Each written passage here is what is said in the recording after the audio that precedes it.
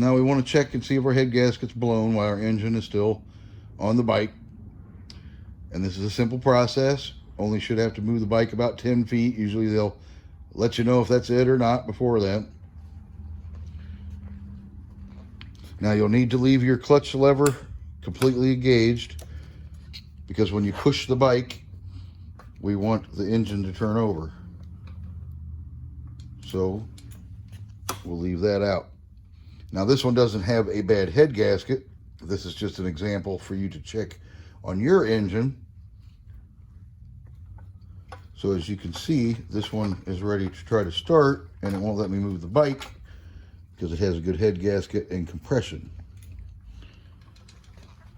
But if your head gasket's bad, you have to let your clutch lever out as you push your bike, and the piston goes up and down making compression. Generally, you can take your hand, roll the bike, and you'll hear the air come out, and you'll feel it blow against your hand as soon as I get a better video going there. So you'll check the sides, the front, make sure your exhaust is tight, because if you feel air coming up from the bottom of your hand, then that means the exhaust gasket's loose, but that won't prohibit your engine from running. But you'll feel the air come against your hand. You'll also keep pushing the bike and try it on this side, and then the front, and the same thing with the back, where the head gasket is located between your head and your jug. A lot of times it'll make a pressure through a little crack sound, like, and you'll feel the air come out, and you'll know that that's your head gasket.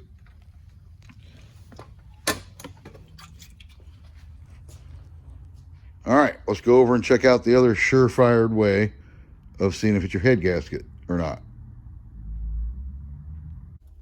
So say you pushed your bike and you felt air coming out of one side, or perhaps it didn't work for you and you're still not sure.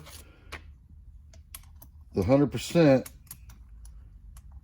way of checking it is naturally to take it apart. So we'll take our nuts off, slide our head off there, and see what our gasket looks like. Now, like I said, this is not a blown head gasket, but I'm going to show you what to check for on yours. Now, as you can see, hopefully, this has this little compression ring. That is where it seals on the top of the cylinder. And on our head is also our ring where it seals on the top between the head and the gasket, as of such. If you have a bad head gasket, it should be pretty visible. They usually are. There'll be burn marks to one side, it possibly cracked or torn or eaten up in any way, shape, or form. Your head gasket should be pretty uniform, just like that. If it's not, it's usually the culprit, and if you feel the air blowing out around the sides anywhere, that is usually the signs of just needing a head gasket.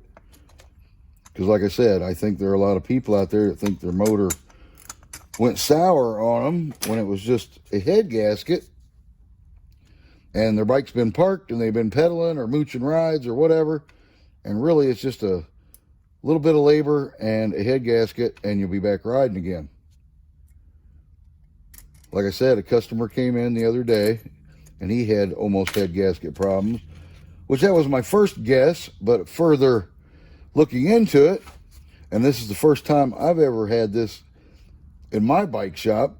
I've seen other videos where a person has had this happen before, but when I tested his bike, I felt air coming out of the top.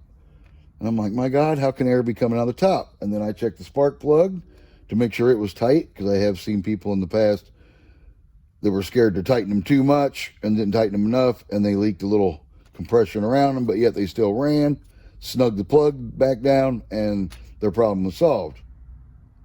But this one was a little deeper, so I'm like, why can I feel it out of the top? And the reason was because his head was cracked. Not his fault, nothing he did. just a cheap casting,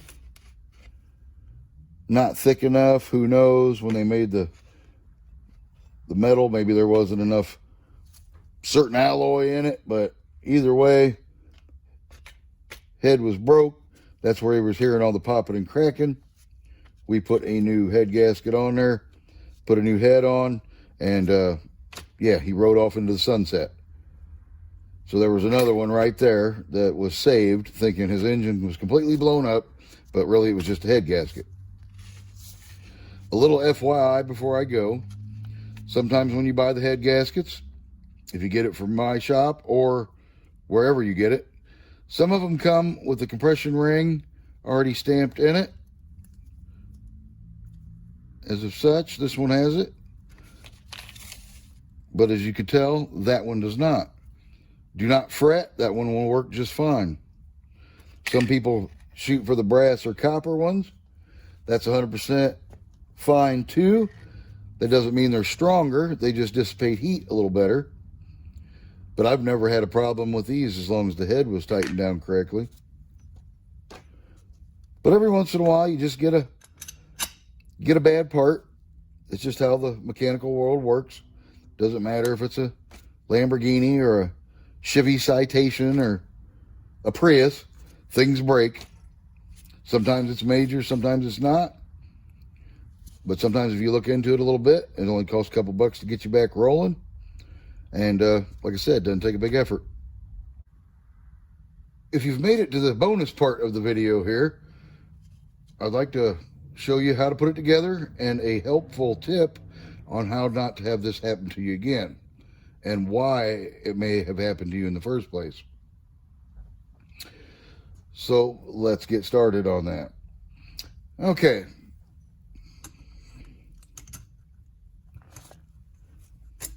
Get that off there. And get that off there. Okay, as you'll see, you have your 4 studs poked out of your cylinder.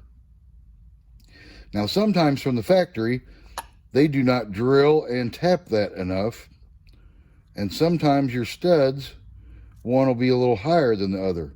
They'll be in, they'll be tight, they'll be all the way bottomed out in the case down here like they're supposed to, but it's just a little factory flaw.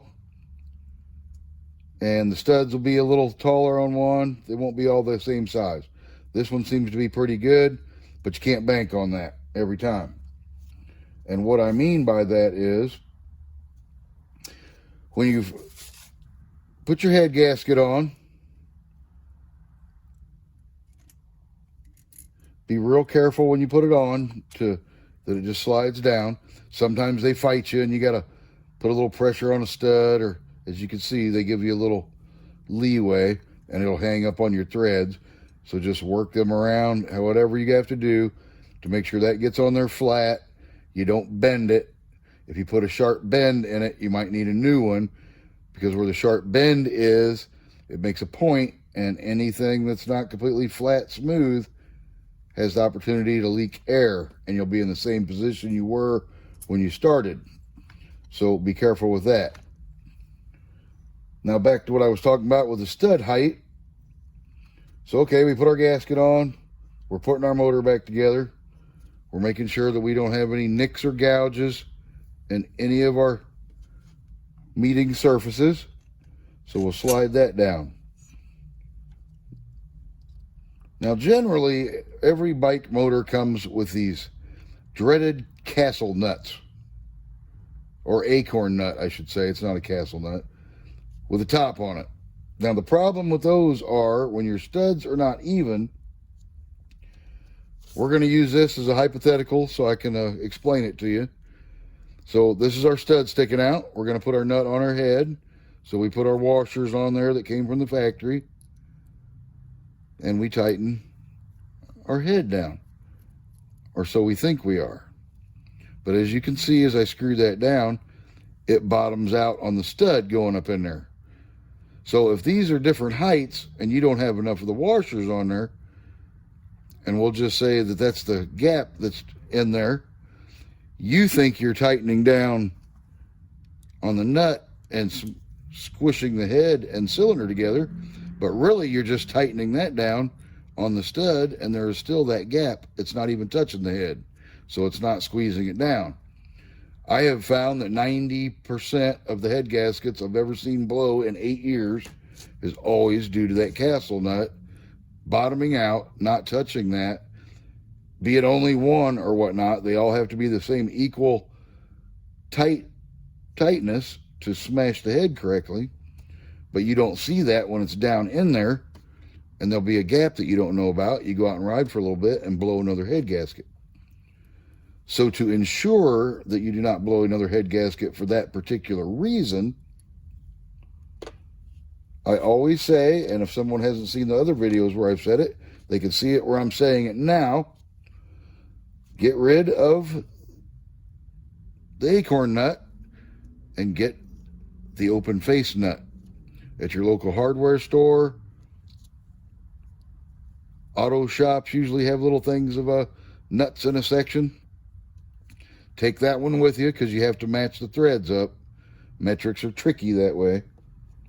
But anyway, after we've gotten the new ones, we will put our washers back on. Now we don't need a stack of them. I put a flat one on and a lock washer that came with it.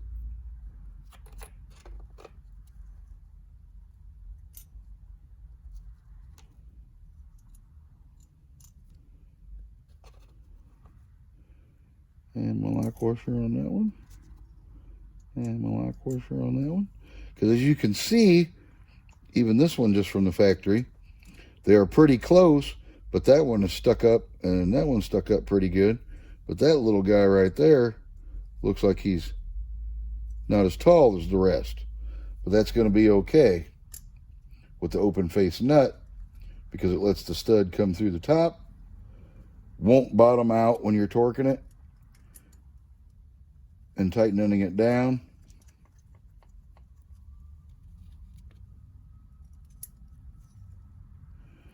And when I tighten this nut down, I know I'm tightening it to the washers and the head and not bottoming it out on the stud.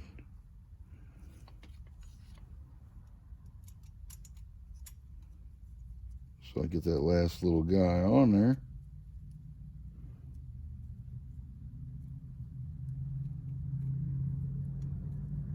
There we go.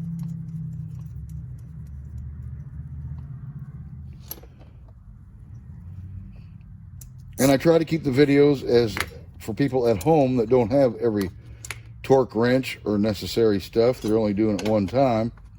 So if you don't have a torque wrench, all is not lost. I personally snug them down in a crisscross pattern. Then I'll go over to here, snug that one down. Same thing there.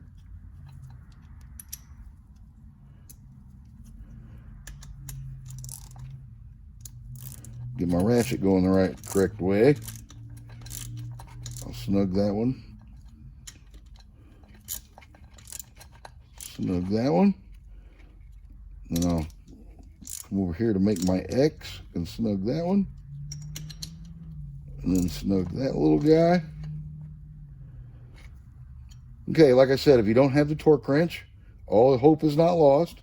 If you're just home and you have your trusty socket and ratchet, tighten it down the X pattern. I usually grab it by the head up here to make sure I don't over torque and strip and or break the stud because they're delicate. And I'll tighten it down to tight. I'm not bearing down on it, and I hold it up here so I can't get as much torque on it, but it is a sufficient amount of torque to tighten my head till it stops moving. Then I'll come down here and do that one. And then I'll finish up with that one. And she should be ready to roll. One last little tidbit, as you can see, the studs are poking out of the nuts. That one is just flush, because like I said, sometimes they're not 100%. And that's where that bottoming out acorn nut comes from. If they're way tall and it bottoms out, it's not smashing your head down. But as you can see, little different threads coming out of each one, but I know that my nut is down here against my washers and it's compressing my head gasket.